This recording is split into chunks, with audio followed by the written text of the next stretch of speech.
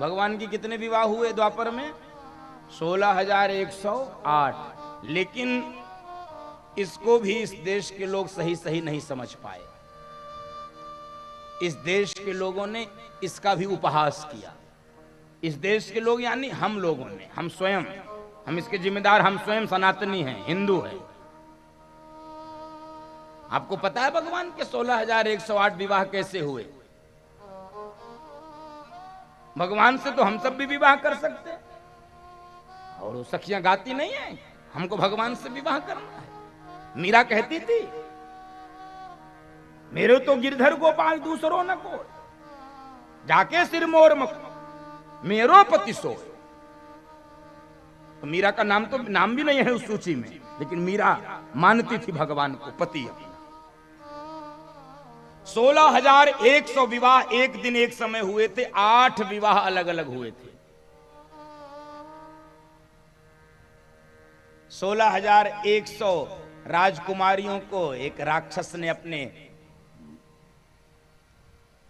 कारागार में बंद किया था। भगवान ने जब मुक्त किया तो इन सभी राजकुमारियों ने, इन सभी देवियों ने प्रार्थना की, प्रभु स्त्री जब दूसरे के कैद में हो जाती है उस पर विश्वास उठ जाता है लोगों का।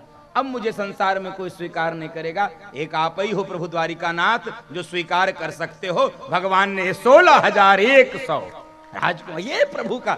अब इसको लोगों ने इतना विकृत किया है, इतना विकृत किया, मैं क्या ही बोलूं आपसे। भगवान कृष्ण और राधा के प्रेम को इस देश में इतने निचले स्तर पर ले गए हम लोग, इतने नीचे स्तर पर ले गए। ये गाने वालों ने तो नरक कर दिया, कुछ भी बजा देते हैं, कुछ भी गा देते हैं। और हम लोग भी उसको गाने पर जब हम भी नाचने लगते हैं, हमारा भी विवेक शून्य हो जाता है कि किस गाने पर नाचना, किस गाने पर नहीं नाचना, किस गाने का विरोध करना, किस गाने को नहीं सुनना। क्या क्या है? मैं बोल भी नहीं सकता, मुझे इतना फूहड़ लगता है, इतना भद्दा लगता है।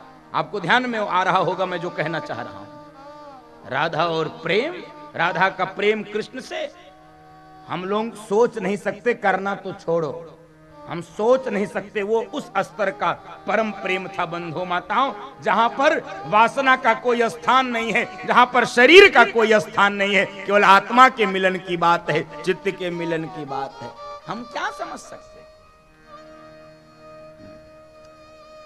राधा तेरी चुनरी, और हम उस पर नाचते, शर्म नहीं आती। राधा हमारी है? किशोरी जी के लिए इस प्रकार के शब्द, जिस किशोरी जी के लिए भगवान के मन में ये भाव है। मेरा निवेदन, 8 विवाह तो अलग अलग हुए थे।